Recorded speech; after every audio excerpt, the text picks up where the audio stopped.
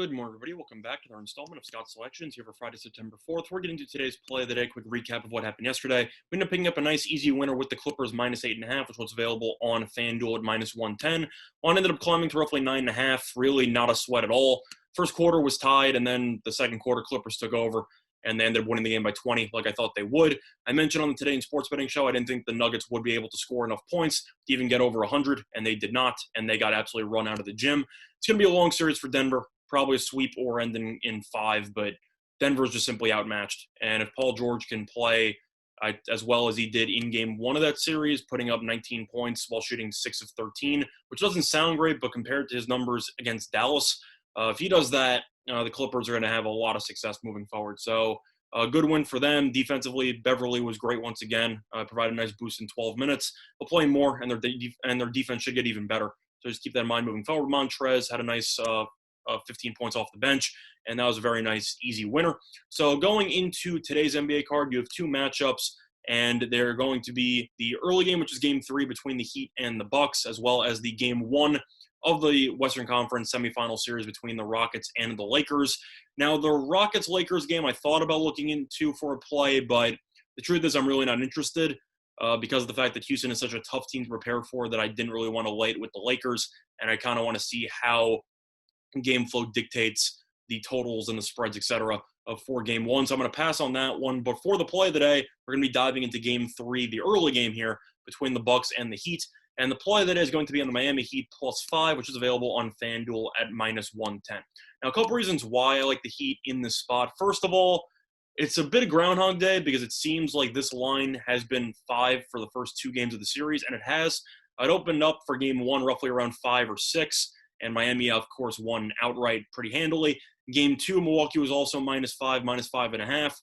A lot closer. Miami won anyway. And now the odds makers have made no adjustments whatsoever. And Miami, once again, is +5. Until Milwaukee proves here that they can actually beat Miami handily, I'm going to take the points, and I'm going to take them gladly. If you want to break down what happened in the first 2 games of the series, Miami was able to win a variety of ways. In Game 1, Jimmy Butler had 40. In Game 2, Jimmy Butler had 13. Dragic was consistent in both games. He had 20-plus in both. But Herro was great in Game 2, bad in Game 1. He definitely showed up. Duncan Robinson didn't do much in Game 1. He was great in Game 2. Miami just has so many different weapons that they can beat you with. And Milwaukee has gotten 2 very solid performances from Chris Middleton. I know he didn't shoot well from the floor. Still finished with 23 points because he went 11 of 12 from the foul line. And Giannis ended up waking up going for 29, 14, and 3. But Milwaukee still lost. And I know that you can say, well, it should have been tied. They would have gone to overtime besides that foul, whatever. I get it. But Milwaukee's bench, I said before, was going to be a disaster going into the series. And their bench has looked even worse than I thought it would. George Hill, I already knew was good. I said that he was the best bench player they had. He put up 14 in Game 2. Other than that, though, Marvin Williams, 1 for 6. He's playing 22 minutes a game. That's an absolute joke. Marvin Williams probably shouldn't be playing at all.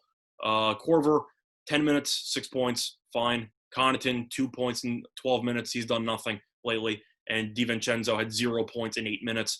So Milwaukee's bench, with the exception of George Hill, put up a combined 12 points. This bench is just atrocious. And Miami's bench has been very solid. Herro put up 17. Olynyk put up 11.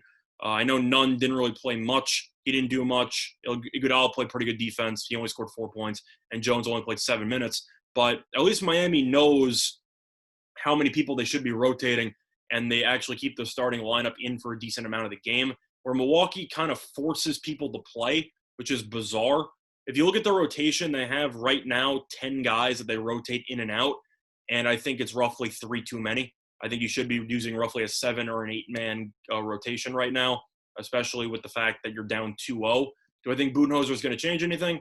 No. I said going into the series, I thought that Spoelstra would coach circles around Budenholzer, and that has happened so far in the series. Now, would it surprise me if Milwaukee comes out and wins this game handily because they are in must-win territory, quote-unquote?